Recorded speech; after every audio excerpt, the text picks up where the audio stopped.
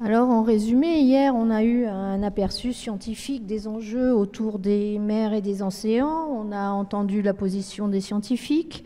On a écouté avec beaucoup d'attention l'impact de ces connaissances sur le psychisme de l'artiste qui va favoriser des créations qui vont être un vecteur pour pouvoir effectivement sensibiliser les populations sur un petit peu le but de nos associations. On a aussi eu un petit aperçu sur l'impact d'une communication autour d'une évolution et qui génère de l'angoisse et qui favorise une position de déni. Et aujourd'hui, eh bien, effectivement, on va aborder la notion de la communication, parce que qui est quand même important comme un vecteur de message. Et on a vu qu'effectivement, cette communication pouvait favoriser la position de déni. Donc j'ai le plaisir aujourd'hui d'accueillir, excusez-moi, je prends mes notes, Madame Catherine Pascal, qui est maître de conférence et de formation habilité à diriger des recherches en sciences de l'information et de la communication, laboratoire MICA, Université de Bordeaux-Montaigne, et Monsieur Thomas Brunel, docteur en art, chercheur associé et chargé de la communication numérique MICA. Et nous devions avoir Iba Dia, qui est docteur en sciences de l'information et de la communication MICA, Iba n'ayant pas pu nous rejoindre et qui nous a fait une petite vidéo qui sera effectivement diffusée avant vos interventions. Donc Madame Catherine Pascal interviendra sur le vivant et l'humain au XXIe siècle, durabilité et progrès questionnés, perspective en création et médialité. Et Thomas Brunel viendra nous sensibiliser, en fin de compte, la sensibilisation passant par le jeu, avec l'apport de la gamification sur les comportements écologiques. Donc vous avez 45 minutes pour aborder tous ces sujets. Si j'ai bien compris, ils vont essayer de faire une intervention interactive et nous laisserons après vos interventions place aux questions. Merci. Alors, tout d'abord, merci beaucoup de cette invitation. Nous, ici, dans cette table ronde, on a voulu vraiment d'abord travailler ensemble, puisque nous sommes information et communication au sein du MICA. Nous sommes de deux groupes différents et nous sommes intéressés par tout ce qui peut être vivant dans notre société et qui peut maintenir la vie. Au-delà de l'idée et de la dystopie du progrès, nous, on pense qu'il y a une prise en création, en pensée créative de tout type, artistique, scientifique et citoyenne, et c'est justement cela que nous avons voulu vivifier par nos interventions. Donc, nous allons donner la parole à Iba Dia par une vidéo. Lui va parler de tourisme et de durabilité. Quid du tourisme dans une époque qui est marquée par des innovations numériques et par de la massification encore par le tourisme? Comment protéger la nature? Il va expliquer cela. Et comment protéger surtout notre nature humaine de façon positive, créative, évolutive? Voilà, ça c'est notre questionnement. Et ensuite, tous les deux, nous allons travailler sur la partie numérique et communication avec les possibles que le numérique peut nous apporter. Pourquoi? C'est la finalité du numérique qui est importante. Pour amener une conscientisation, une narration de tous les sujets qui touchent les plus jeunes et qui peuvent mettre des mots, qui peuvent être des mots durs, mais qui peuvent être aussi des mots pleins d'espoir. Et nous allons vous montrer que nous aussi, nous travaillons sur cela avec des personnes un peu plus âgées, des étudiants ou autres, et qui font de l'éco-narration sur la durabilité. Voilà notre objet. On a 45 minutes, on tiendra le coup et on donnera la parole à vous, public, pour que vous puissiez nous poser toutes les questions pour créer l'interaction. Nous sommes venus pour ça. Création, interaction, scientifique, artistique, scientifique et surtout citoyenne.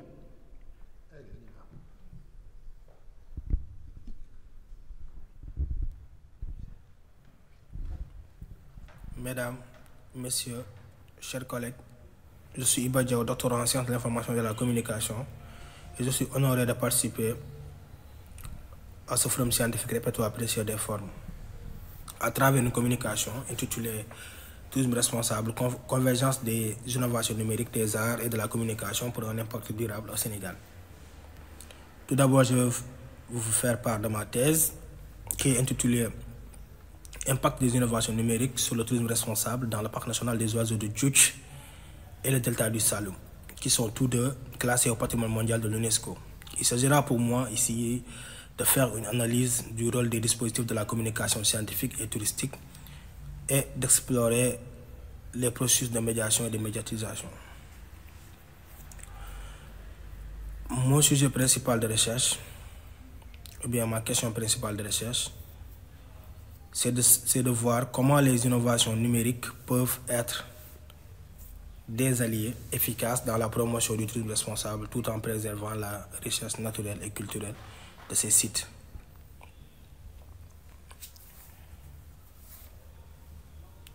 Ma communication va se scinder en 3 parties. Tout d'abord, on va faire la définition et la discussion des concepts, c'est-à-dire le concept du tourisme, le concept de l'art, de la communication, mais aussi des innovations numériques. En deuxième partie, on aura un exposé sur le marché du tourisme au Sénégal. Et en troisième partie, nous allons aborder le rôle des arts, de la communication et des innovations numériques dans la sensibilisation au tourisme responsable. Le tourisme responsable entre dans un cadre beaucoup plus large qui est le tourisme durable, qui est défini par l'OMT comme un tourisme qui tient pleinement compte des impacts économiques, sociaux et environnementaux actuels et futurs en répondant aux besoins des visiteurs, des professionnels de l'environnement et des communautés d'accueil. L'OMT, qui est l'Organisation mondiale du tourisme, pour entrer en phase avec les objectifs de l'ONU concernant le développement durable, met en place le concept du tourisme durable, qui est un tourisme qui ne va plus se focaliser uniquement sur l'aspect économique, mais va se focaliser sur l'aspect aussi socio et environnemental. Les innovations numériques vont venir jouer un rôle important dans la sensibilisation vers ce type de tourisme. Les innovations numériques, qui est défini par Jane comme le processus d'utilisation des technologies et des stratégies numériques pour créer des produits, des services, des processus et des modèles d'entreprise nouveaux ou améliorés. Mais aussi l'art, en tant qu'activité créatrice, est le moyen par lequel l'être humain se détache de la nature, ou encore une expression culturelle, va jouer aussi un rôle important dans la sensibilisation vers ce tourisme durable. Donc, le point focal, ou bien la convergence de tous ces facteurs pour aller vers un tourisme vert, responsable, durable, c'est la communication, d'où l'importance de la communication. Donc, le marché du tourisme sénégalais se présente ainsi. Déjà, au Sénégal, le tourisme est un facteur de développement, dans la mesure où elle contribue à 6% du PIB, national, selon le ministère du Tourisme. Mais il s'agira ici de faire une transition du tourisme pour le transformer en levier de développement durable. Et je pense que pour faire cela, on est obligé de passer par le tourisme responsable, et le tourisme responsable communautaire, le tourisme durable, le tourisme vert. Il faut savoir aussi que le balnéaire est le produit phare du tourisme au Sénégal. Et qui dit balnéaire dit plage, dit mer. D'où l'importance de cette communication dans ce forum qui vise la préservation de la biodiversité marine et sous-marine. D'après tous ces facteurs-là, nous sentons qu'on a un réel besoin de transition vers un tourisme responsable et durable. En faisant le diagnostic du secteur à travers une analyse SWOT, on identifie comme force pour le secteur touristique sénégalais une position géographique favorable. C'est-à-dire que le Sénégal se trouve à l'extrême ouest du continent africain dans la zone intertropicale qui lui procure 365 jours de soleil, mais aussi 700 km de plage. Il y a une existence des établissements d'hébergement. Parce que partout au Sénégal, il y a des établissements d'hébergement, que ce soit des hôtels, des motels, des auberges, des campements, etc. Il y a une diversité naturelle et culturelle. Cette diversité naturelle et culturelle se voit à travers les parcs, que ce soit les parcs nationaux, les parcs classés, même les parcs non classés, mais aussi à travers les villes, les habitants, même les ennemis. Par exemple, si nous prenons l'expression culturelle, l'expression du patrimoine culturel, on peut donner comme exemple le Kankourang, le Ndout, le Ndaourabine, le Sabar, etc. Qu'on peut voir dans les régions comme la Casamance, Saint-Louis ou encore Dakar, chez les Lebou, les Djola et les Serer. Comme faiblesse, on a la cherté de la destination, parce qu'il faut le dire, la destination sénégalaise est chère, les billets d'avion sont chers, mais aussi le prix de l'hébergement ici au Sénégal est cher. Il y a le manque de structures d'hébergement et de restauration moderne. Il faut noter qu'il y a la présence de grandes chaînes hôtelières comme Accor et maintenant Riu, avec des marques comme Radisson, Ibis, Pullman, etc. Mais ces structures, on les retrouve que dans les grandes villes, à savoir Dakar, Saint-Louis ou bien Thiès. Donc, il y a un vrai manque de modernisation ou bien de structures d'hébergement modernes. Manque d'infrastructures, de diffusion et de promotion culturelle, toujours en termes de menaces. Il faut savoir que l'État est en train de faire des efforts, mais ces efforts sont insuffisants dans la mesure où ils ont mis en place l'ASPT, qui est l'agence sénégalaise de la promotion touristique. Cette agence aussi qui met en place des concepts comme Tamu Sénégal, Taru Sénégal, Teranga Sénégal, qui se traduisent littéralement par choisir le Sénégal comme destination, profiter de l'hospitalité sénégalaise, mais ça reste beaucoup. En termes d'opportunités, on a l'existence de sites classés au patrimoine mondial de l'UNESCO. Il faut savoir que le Sénégal regorge de plusieurs sites classés au patrimoine mondial de l'UNESCO. Classés au patrimoine matériel, mais aussi au patrimoine immatériel. Parce que si nous prenons le patrimoine matériel, il y a Gorée, il y a Saint-Louis, il y a les parcs. Voilà. Mais maintenant, sur le patrimoine immatériel aussi, il y a le Tchéboudian, il y a certaines expressions culturelles qui sont classées. Comme opportunité aussi, on a un nouveau gouvernement qui est mis en place le 24 mars, le président a été élu le 24 mars 2024. Donc, et je pense qu'ils vont travailler dans ce sens pour redynamiser le tourisme, mais aussi faire une transition vers le tourisme durable et le tourisme responsable. Il y a des projets de réhabilitation, beaucoup de projets de réhabilitation, mais aussi des projets d'aménagement. Quand on parle de projets de réhabilitation, je pense aussi à la station balnéaire de Saly, qui a été victime de l'érosion côtière, où l'État a pu collaborer avec les Pays-Bas pour l'installation de brise-lames tout au long des côtes et qui a permis de retrouver la quasi-totalité des plages, mais aussi d'aménagement avec de nouveaux sites, de nouvelles stations balnéaires comme Mbodiène, Pointe-Sarène, mais aussi de grands projets comme le projet d'Icon City, etc. Comme menace, on a la dégradation du climat accompagnée avec une chaleur excessive. Il faut dire aussi qu'ici au Sénégal, si vous n'êtes pas près des côtes, c'est-à-dire à Dakar, à Saint-Louis ou bien à Hambourg, il fait excessivement chaud. Et ça, c'est une menace. Une concurrence forte. Une concurrence forte. Il y a le Maghreb, il y a le Cap-Vert qui concurrence le Sénégal en termes de tourisme et aussi en termes de tourisme durable. Et je pense que ça aussi, quand on parle du Maghreb, il y a l'Algérie, la Tunisie, le Maroc Mais ça, ce sont des concurrents directs. Mais quand on parle de concurrents, il faut aussi considérer les concurrents indirects comme la Costa Rica, le Brésil,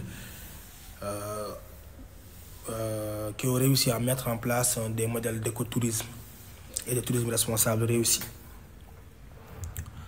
La dégradation de l'environnement, les régions côtières.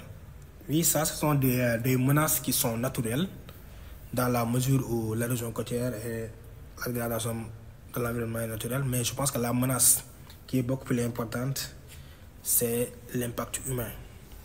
C'est-à-dire le touriste qui vient, qui salit les plages avec du plastique, mais aussi avec la dégradation des mœurs, avec la dégradation des mœurs, la prostitution juvénile, voilà, l'introduction des drogues, etc. En troisième partie, nous allons parler du rôle des arts, de la communication et des innovations numériques dans la sensibilisation au tourisme responsable. Il faut savoir que les innovations numériques vont permettre de bien cibler le type de tourisme. C'est-à-dire que il faut cibler le touriste qui est intéressé par les questions environnementales.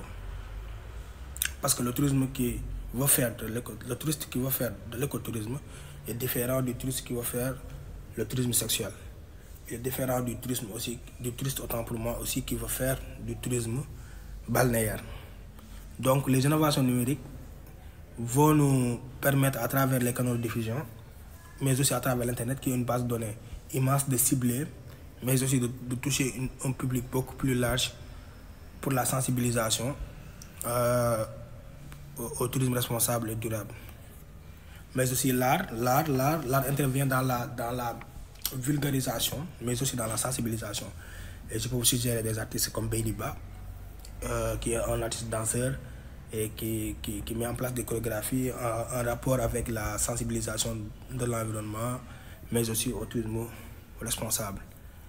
Il y a aussi la peinture, les graffitis avec le mouvement démographe qui sont en train de revitaliser tous les endroits qui ont subi une certaine dégradation.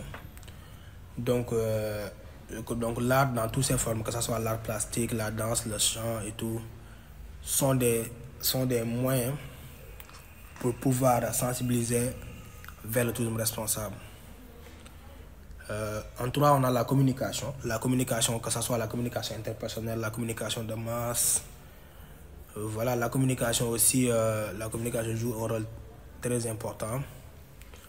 Que ce soit la communication online, la communication offline, la communication média, la communication hors média, la communication interpersonnelle et tout. Donc, son rôle, c'est de sensibiliser par rapport à ce nouveau type de tourisme qui est le tourisme responsable. Et il faut noter aussi que les innovations numériques, hélas, ce sont des, en quelque sorte, des moyens de communication pour la sensibilisation, d'où l'importance de la communication. Donc, pour les impacts du tourisme responsable, sur le plan touristique, le tourisme responsable a un impact sur le touriste lui-même, parce que ça va lui permettre de faire un mea culpa, une rétro-inspection pour dire que voilà, donc moi je dois m'engager à la préservation de l'environnement. Mais aussi, cet impact sera visible sur le tourisme en général. Parce que le tourisme va avoir une certaine transition vers un tourisme vert, vers un tourisme responsable, vers un tourisme durable. Sur le plan économique, avec l'implication de la population locale, avec la transformation des produits locaux, mais aussi avec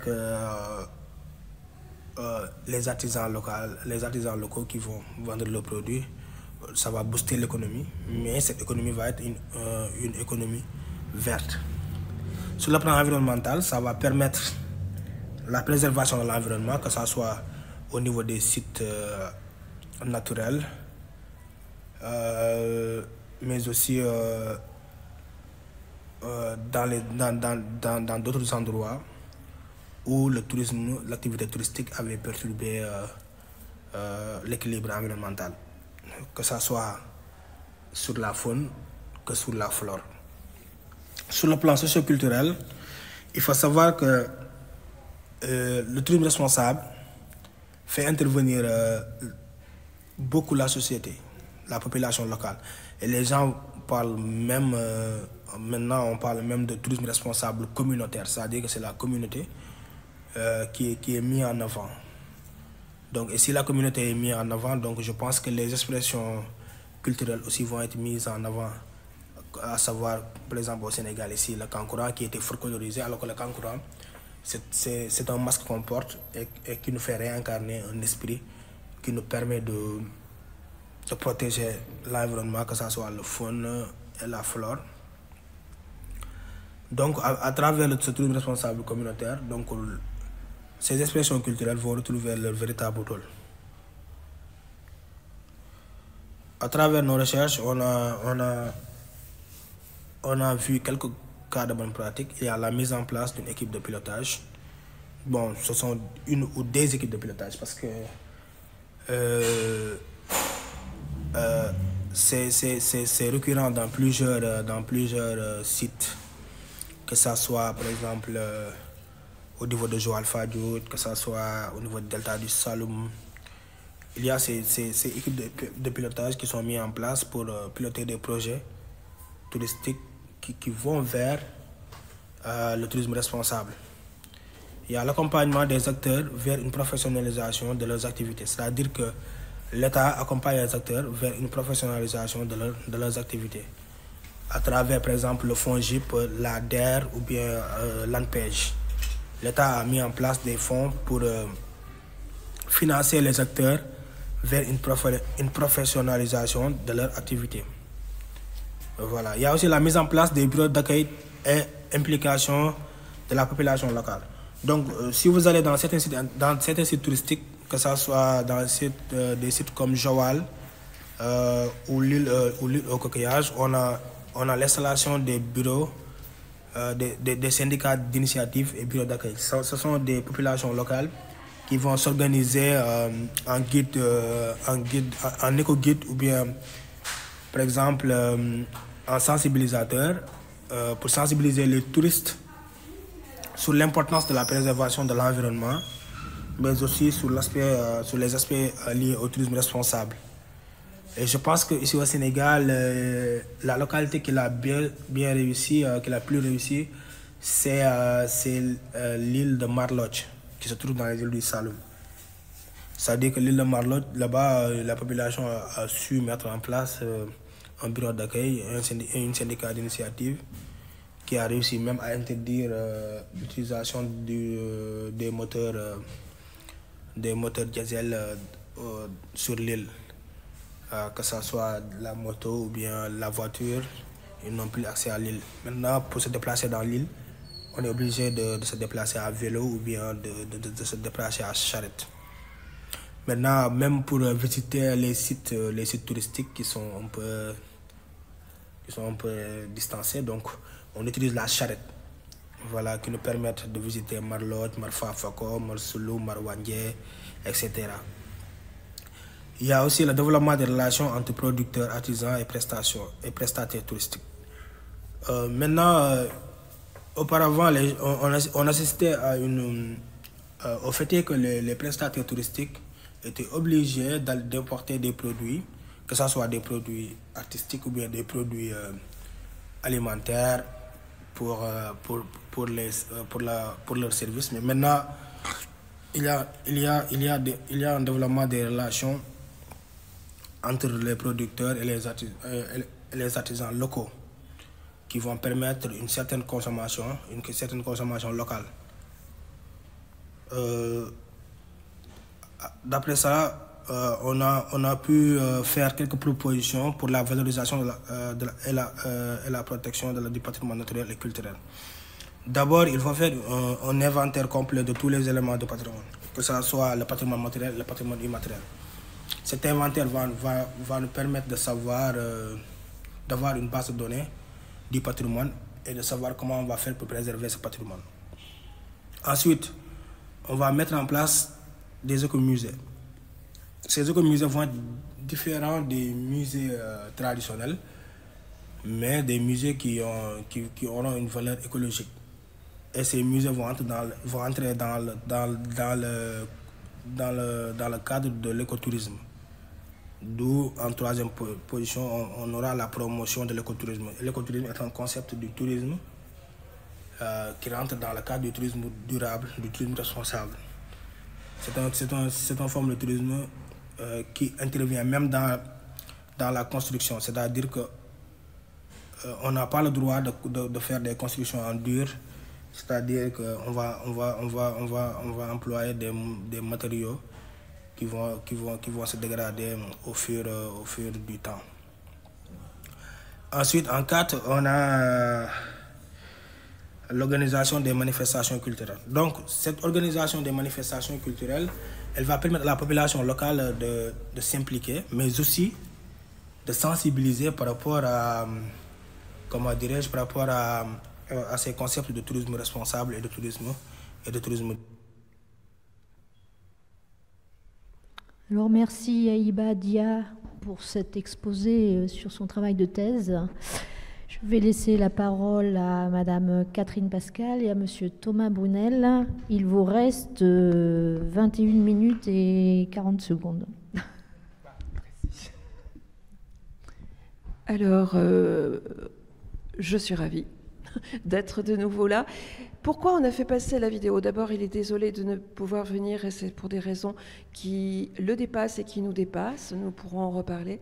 Mais de fait, nous sommes ravis de l'avoir présenté en premier parce que c'est vraiment un cas d'école de co-création entre plusieurs acteurs, sciences, locaux, acteurs locaux du tourisme et aussi, bien sûr, artistes. Donc c'est pour cela que c'était bien de le donner en étude.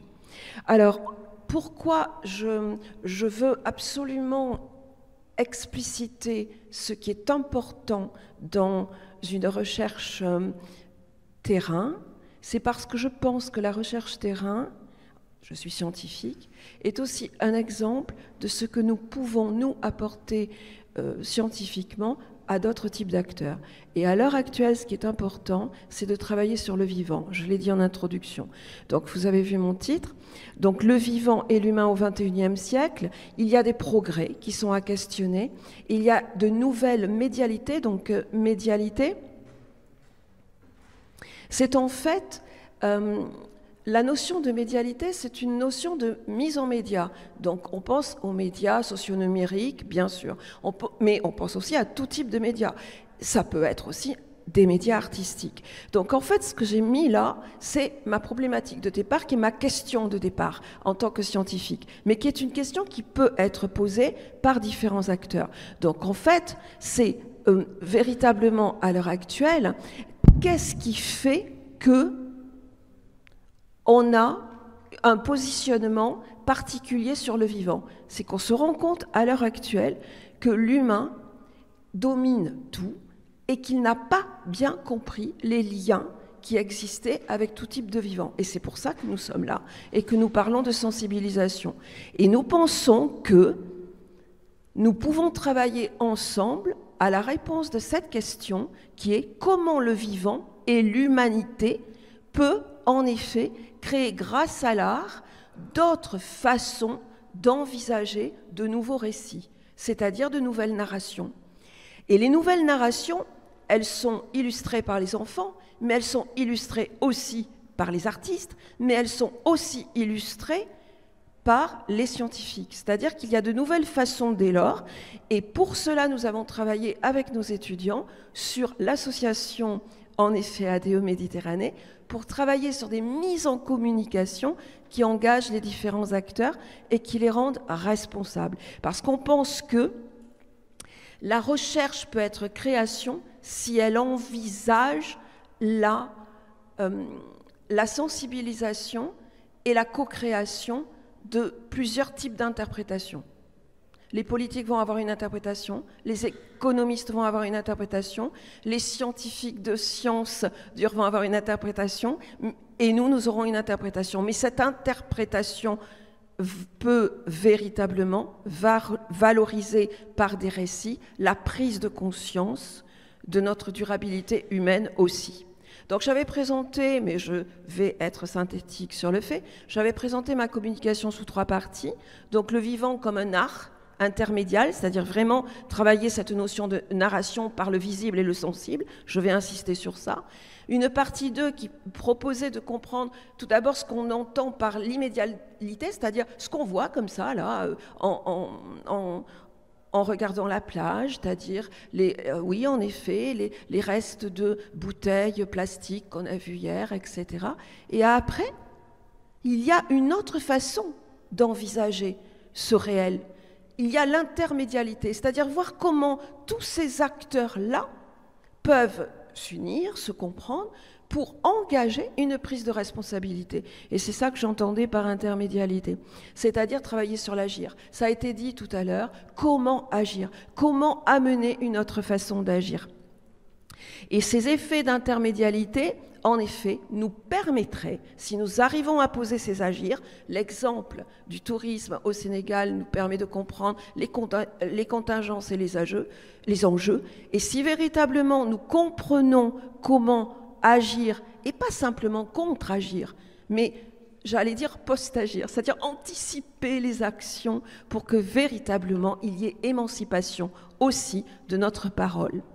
Alors, on a parlé beaucoup de spirale ces jours derniers, mais moi aussi j'ai une spirale. C'est pas la même, voilà, c'est une spirale. Elle commence par les peintures de Lascaux.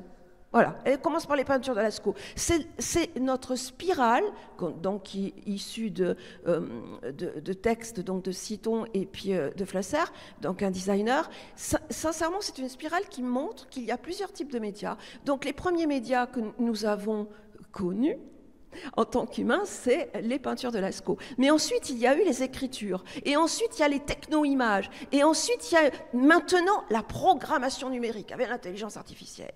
Donc, qu'est-ce qu'on fait de ça? Donc, ce qui est important, c'est que nous prenions en compte ces évolutions, qui ne sont pas forcément des progrès positifs pour tout bord, mais qui peuvent être vraiment intéressants si nous agissons d'une certaine façon avec approche critique et renouvellement dans les formes. On a parlé des formes aussi, mais nous aussi on a des formes, des renouvellements de formes, de rythme, de genre et de poétique. Alors une simple phrase, l'illusion est permanente dans notre monde et en effet on se rend bien compte que la seule possibilité d'aller au-delà de l'illusion, c'est d'interroger l'intermédialité esthétique. Alors là, je donne un grand mot, un mot qui veut dire beaucoup de choses. Ça veut dire faire résonner différents acteurs, différentes perceptions par l'art, mais pas comme un instrument, comme un révélateur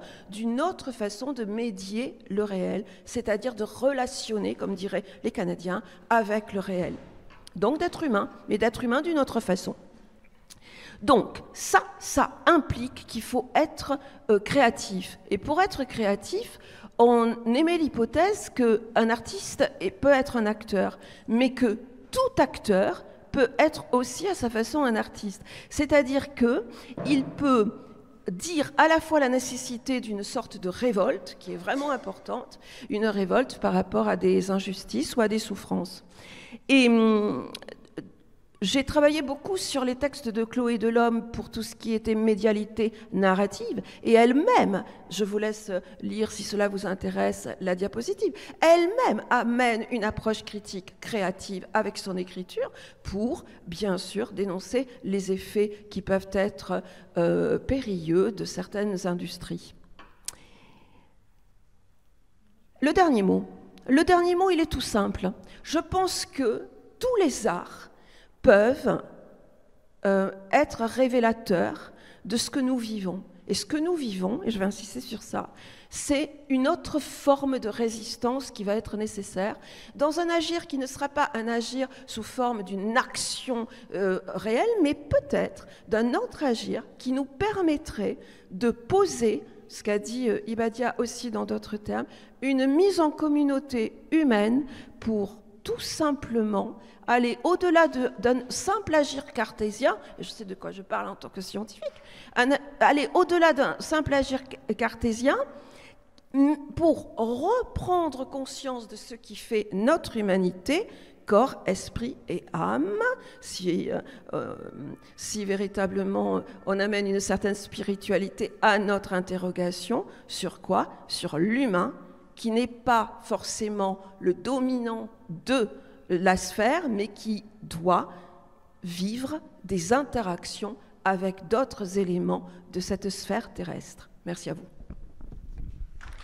Merci Catherine. Thomas?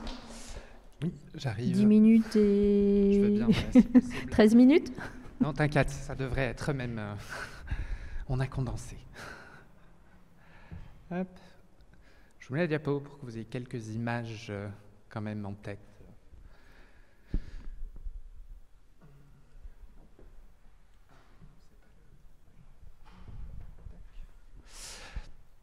Alors, pour ma part, effectivement, moi je me suis concentré sur le jeu vidéo, qui souvent est négligé quand on parle d'art.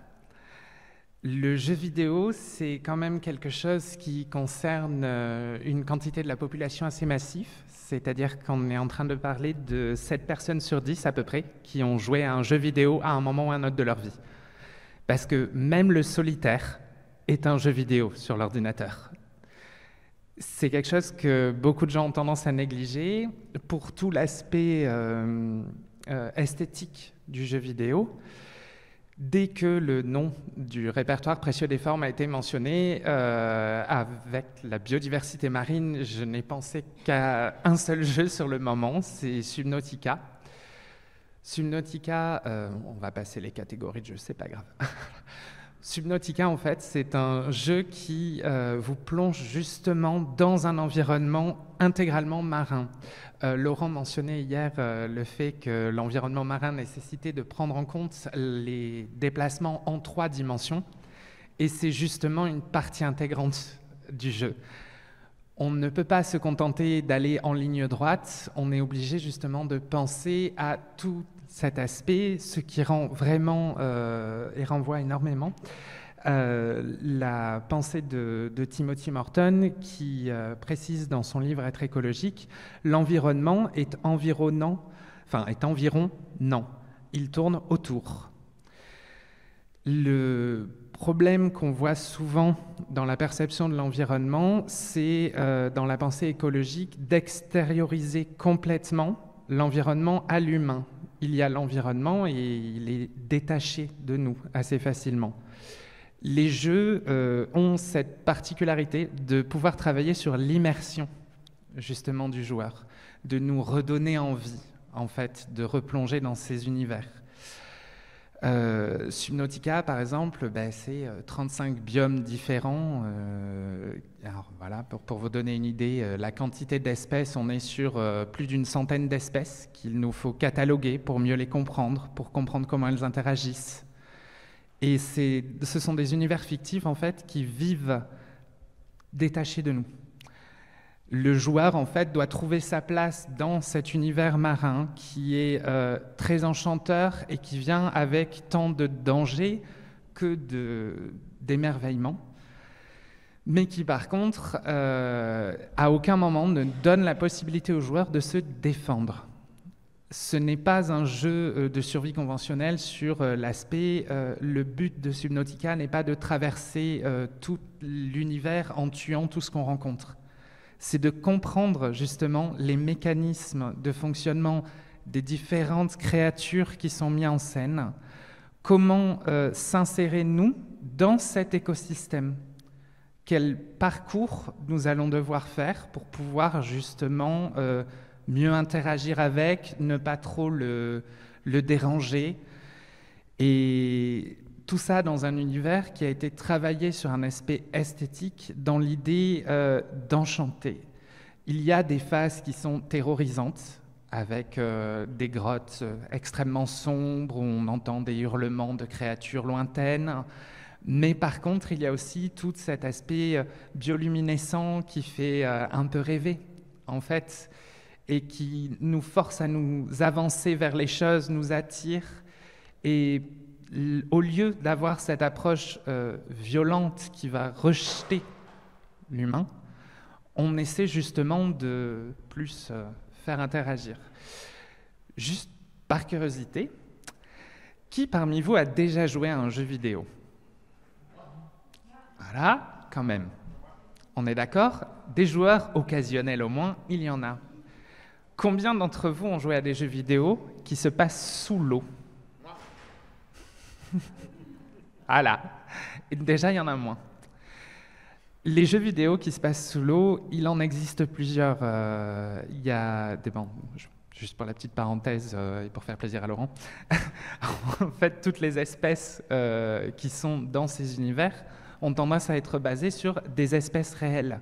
L'idée est de faire écho au réel, justement. Alors, ce sont des versions toujours fantasmées. Subnautica se passe carrément sur une planète alien. L'idée, forcément, n'est pas de croiser le poisson standard, dirons-nous. Mais par contre, à chaque fois, on voit une inspiration esthétique clairement dérivée de la réalité, de cette magnifique biodiversité, justement, qu'on peut croiser dans les océans. Quelque chose qui est plaisant à l'œil et qu'instinctivement on va identifier. Voilà. D'autres jeux vidéo existent, je voulais quand même les mentionner. Ça c'est Abzu. L'approche est radicalement différente. L'idée dans ce jeu, c'est de travailler uniquement sur l'émerveillement. On se promène dans l'océan. Il te plairait énormément, Bernard, je pense. Hein, voilà. L'idée, justement, c'est de pouvoir, en fait, s'immerger dans un univers et découvrir tout ce qui est esthétiquement plaisant, en fait. Il y a une petite histoire, par contre. Et c'est ça, généralement, qui va attirer les gens dans un jeu vidéo. Une petite narration qui est là pour faire appât et pour donner une direction générale à suivre. Mais par contre, ce sont des mondes qui se veulent explorer et qui veulent nous donner l'envie de les explorer. Souvent, comme je disais, l'image, et puis ça a été rementionné tout à l'heure, là, qu'on a souvent de la planète, c'est qu'elle s'en sortirait mieux si on n'était pas là. Que retirer l'humain de l'équation serait peut-être la réponse absolue. Un jeu, par exemple, comme Terra Nil, va vous proposer littéralement de restaurer les environnements au fur et à mesure, puis de retirer toute trace de l'espèce humaine. Et c'est comme ça que le jeu va vous inviter à vous immerger dans ce futur théorique où on a réparé la planète, tout va bien, tout est merveilleux. Mais il existe également d'autres environnements qui sont plus sombres. Alors, je sais qu'on ne dirait pas comme ça, mais le personnage joueur, c'est la petite limace chat au milieu. Et cet univers, en fait, est intégralement procédural. L'idée, c'est que toutes les espèces ont des comportements qui leur sont attribués, comme on pourrait attribuer des comportements à des animaux dans la nature, et on les laisse interagir entre eux. Donc, des événements se passent qui sont complètement détachés du joueur, et le joueur doit se frayer un chemin à travers cet environnement numérique et est confronté en fait à une biodiversité massive au fur et à mesure pour justement forcer l'exploration dans ces univers. Du côté du serious gaming, donc pour ceux qui ne savent pas, c'est des jeux vidéo qui sont faits dans des buts généralement éducatifs. Il y a quelques tentatives qui ont été faites. Je parle de tentatives francophones hein, ici. Et entre autres, une tentative était Nowaterra.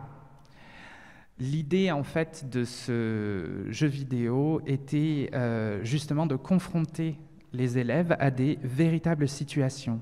Et donc ça a été renseigné par des scientifiques pour donner un apport.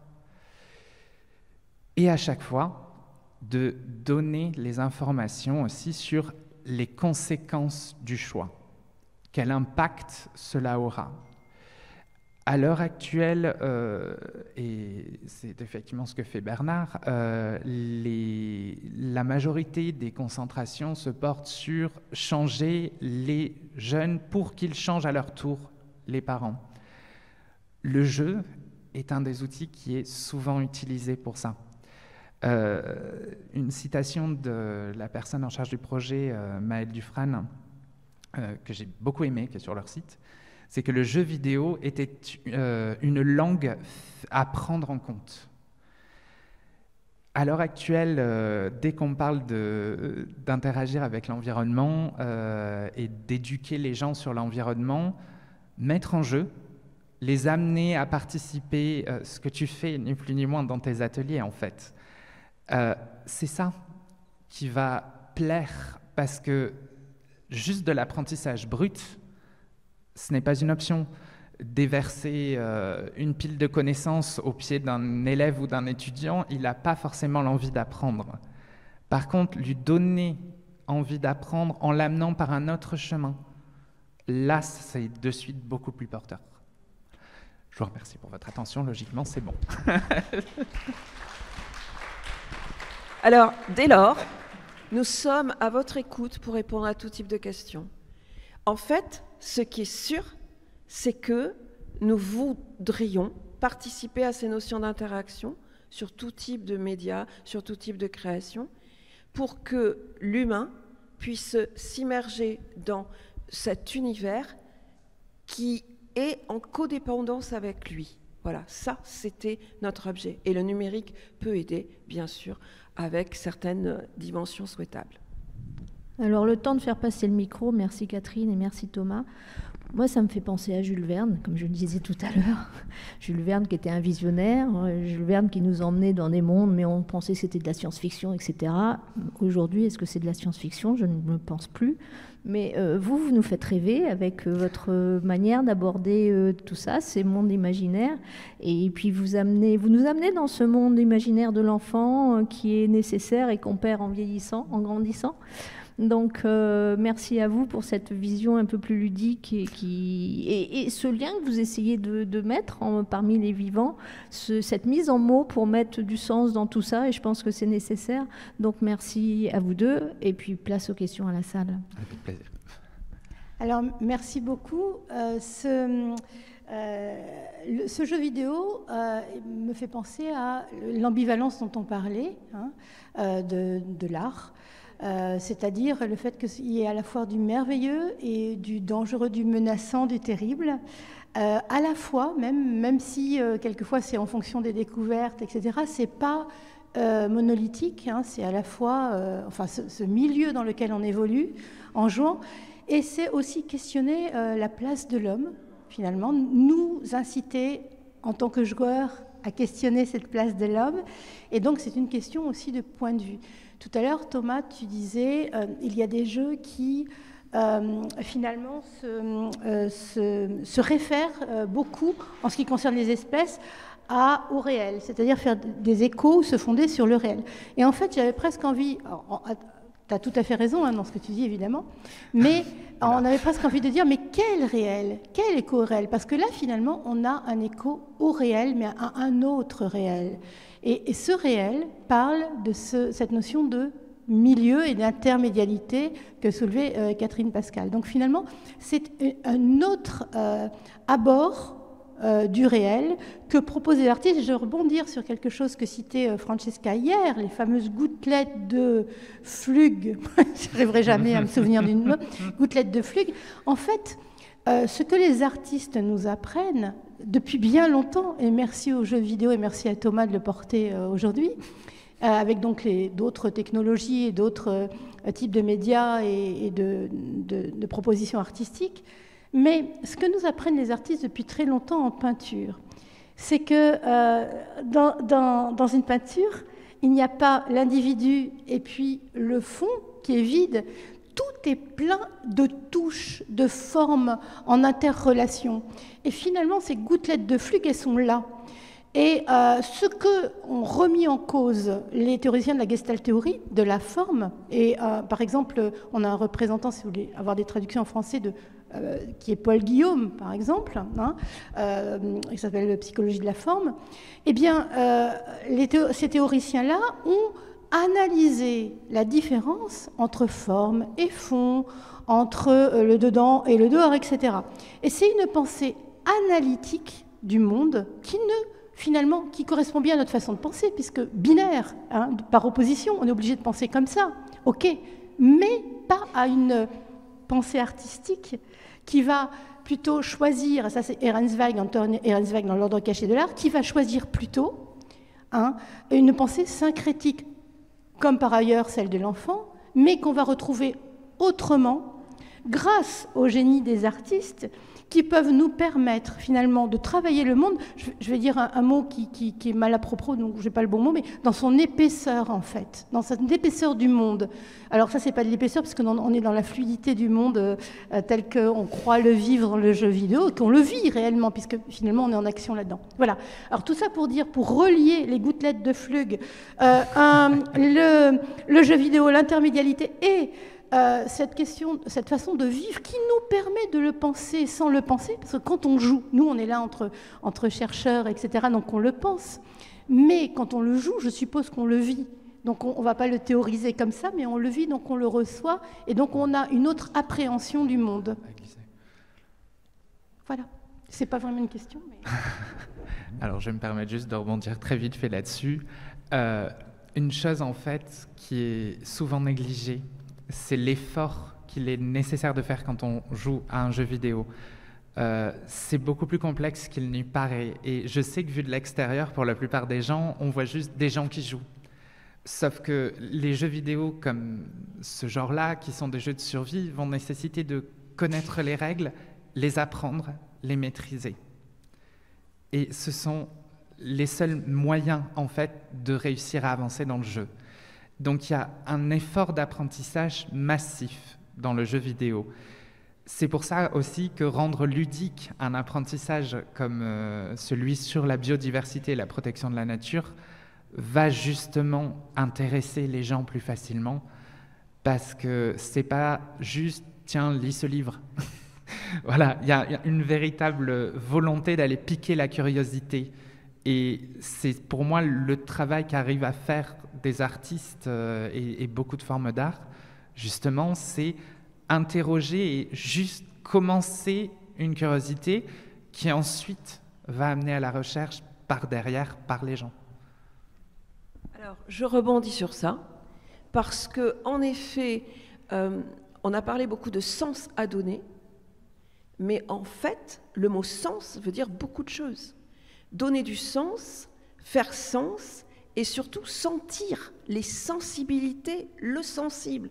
Le jeu vidéo le permet, la peinture le permet, tout type d'art le permet, l'écriture le permet, mais aussi notre vie nous le permet. C'est-à-dire ressentir l'altérité de tout type pour avancer sur une prise de conscience. Et j'ai beaucoup aimé l'expression d'horizontalité à retravailler, parce qu'on était souvent dans la verticalité.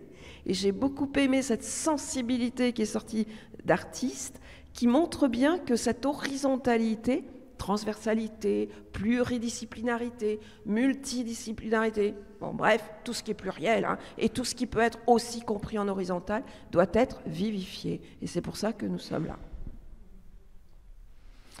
Alors, moi j'ai été vraiment séduit par les images, par les formes, et parce que ça implique derrière, avec néanmoins une certaine ambivalence. On est là pour sensibiliser, et des médias pour sensibiliser, ils sont multiples, nombreux, et le but est de les activer. Là, pour moi, c'est un média qui permet d'aller plus loin, c'est-à-dire sensibiliser. Ok, on sensibilise, on fait un constat, mais derrière, il va falloir agir. Ça ne suffit pas de faire le constat. Il va falloir agir.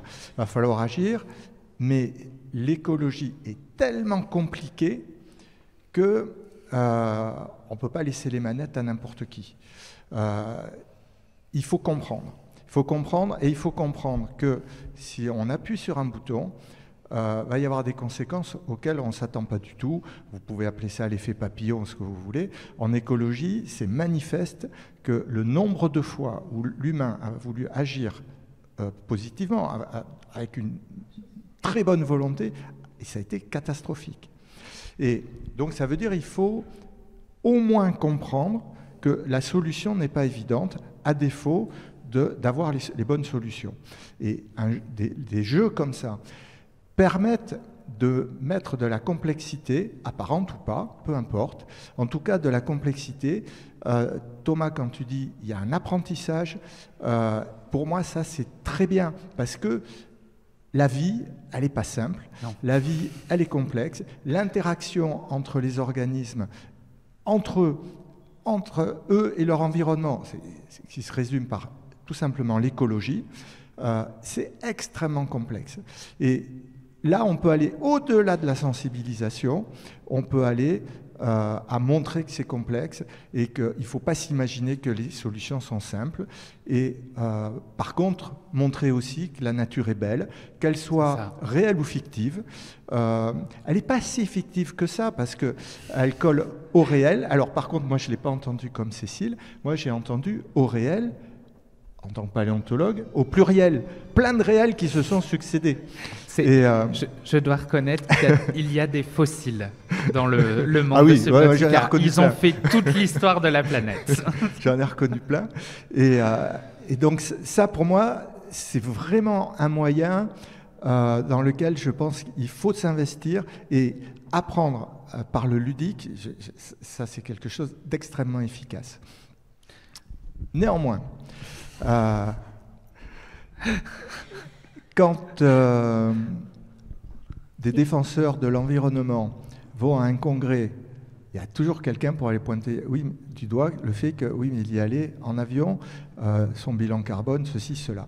Et les jeux vidéo renvoient vers les écrans, vers de la très haute technologie. La haute technologie nous envoie vers l'électricité. Le numérique pose énormément de problèmes. Il nous envoie vers des composants de plus en plus sophistiqués, dont on est de plus en plus gourmand. Ça nous renvoie vers le minier, et là c'est le géologue qui parle. Le minier, il n'y a rien de plus polluant sur la planète. Et d'où l'ambivalence à laquelle je faisais allusion tout à l'heure. Je pense que Catherine va me rejoindre sur ça, mais c'est vrai que tous les deux, on travaille sur le numérique et on recoupe souvent, en fait, justement, ces problématiques où on oscille entre vouloir prévenir sur l'écologie, tout en sachant pertinemment que notre méthode de communication pour prévenir est extrêmement polluante. On a tous les deux été confrontés au système d'écologie dans le cadre, par exemple, de la création de sites où il y a des plateformes qui visent à réduire leur impact carbone, justement, parce que le monde actuel tel qu'il est, le numérique disparaîtra pas demain. On peut être écologique ce qu'on veut, ce n'est pas possible. Par contre, essayer de réduire l'impact que cela a, c'est possible. Ça passe énormément par des changements de comportement de consommation. Voilà. Et je tiens à préciser, juste pour le petit tacle gratuit aux jeux en ligne, aucun des jeux que j'ai montrés ne sont des jeux multijoueurs. On joue seul chez soi. On ne taxe pas Internet. Il n'y a pas de réseau et de serveurs qui tournent en plus. C'est juste notre ordinateur. Et je pense que par rapport à ça, il y a deux voies. C'est soit on se dit il n'y a pas d'omelette sans casser les œufs, et puis on utilise ça comme média. Ou alors l'autre voie, c'est on trouve une autre solution, mais celle-ci marche tellement bien, est tellement prometteuse, effectivement réduire l'impact carbone est une bonne solution.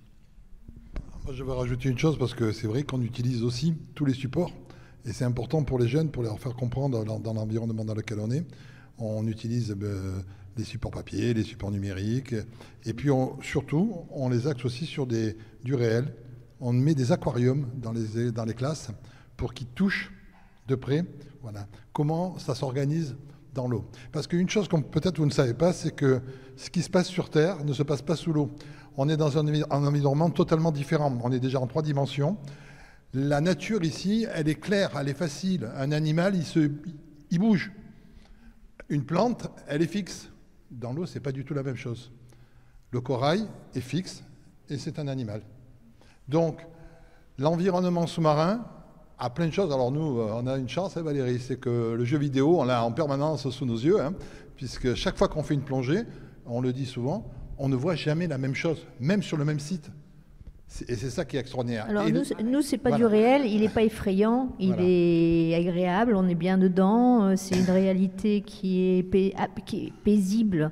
Il y a une approche thérapeutique. Maintenant, on envisage effectivement la plongée pour traiter les troubles anxieux, etc. Vous Donc c'est vraiment un monde. C'est pas un monde imaginaire pour Bernard et moi, mais c'est un monde qui peut être. Il y a très peu de personnes qui connaissent ce monde à l'échelle du monde. Les gens qui vont sous l'eau, on n'est pas très nombreux, et ça fait partie, le monde marin, le bébé s'est développé dans l'eau, ça nous renvoie à plein de sensations, ça nous renvoie à des fantasmes imaginés, le fantasme primaire, etc.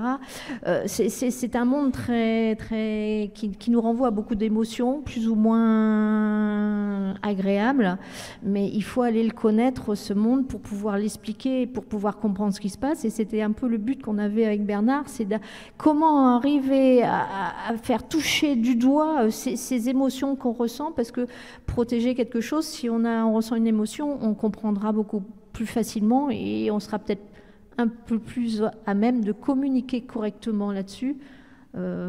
Tout en respectant la nature, parce que là, alors il y a tous ces enfants qui utilisent des médias. Alors ça va depuis le média traditionnel, le papier, les collages, et ça il faut le conserver, parce que pour arriver aux jeux vidéo, si on n'a pas acquis pendant l'enfance tous ces médias, on a perdu plein de capacités. C'est ça qui est dommage.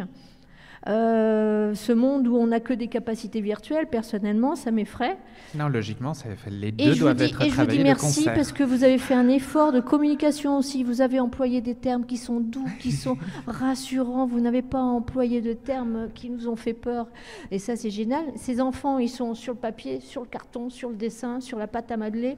Ils sont aussi sur le numérique parce que ça fait partie de leur époque. Oui. Et c'est vrai que maintenant, le numérique, sans le numérique, on ne fait plus rien et on est poussé à utiliser le numérique. On ne veut pas, mais on est obligé d'y aller. Et grâce à tous ces supports, nous, on voit une chose, et ça a été la surprise qu'on a eue, c'est qu'ils veulent aller toucher du doigt. C'est-à-dire qu'aujourd'hui, nous, on nous impose, ce sont les enfants qui nous poussent.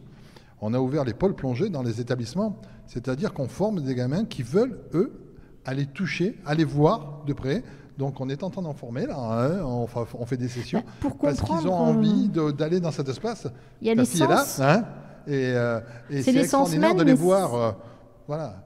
Moi, je suis étonné, souvent on dit qu'ils sont présents. S'il y a bien un cours qui ne rate pas, c'est celui-là. Ils y sont.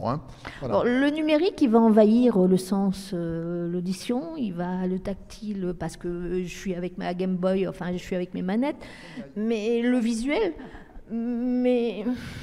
Alors, je pense qu'il faut dire qu'il y a plusieurs types de langage. Dès lors, on est sur... En effet, c'est pour ça que j'avais mis ma spirale. Bon. Il y a plusieurs types de langage. Il y a langage écriture, il y a aussi langage numérique, mais il faut avoir des apprentissages sur ces langages. Parce qu'il y a le langage aussi artistique. Il y a d'autres types sûrement de langage, le langage par l'immersion dans une sphère particulière comme l'eau. Bref, il y a tout le temps la notion d'apprentissage qui est nécessaire pour appréhender les différents mondes. Et nous sommes dans un monde complexe avec plusieurs types de langage, plusieurs types de réels et plusieurs types aussi de façons d'agir en circularité et en interaction. Je crois que vraiment c'est ça qui est important. Et en tout cas, les jeunes générations sont très férues de ça. parce que c'est leur monde. Donc nous, on a des plus grands, et les plus grands, ils savent très bien ça. Alors, même si véritablement tout le monde n'a pas forcément cette culture des différents types de langage s'accroît avec une approche critique pour ne pas subir, mais pour créer. Et ça, c'est bien, mais il faut passer par des apprentissages. Et il faut créer du lien dans ces champs divers et entre ces champs divers. On va... Juste, je voulais dire que... Dernière question.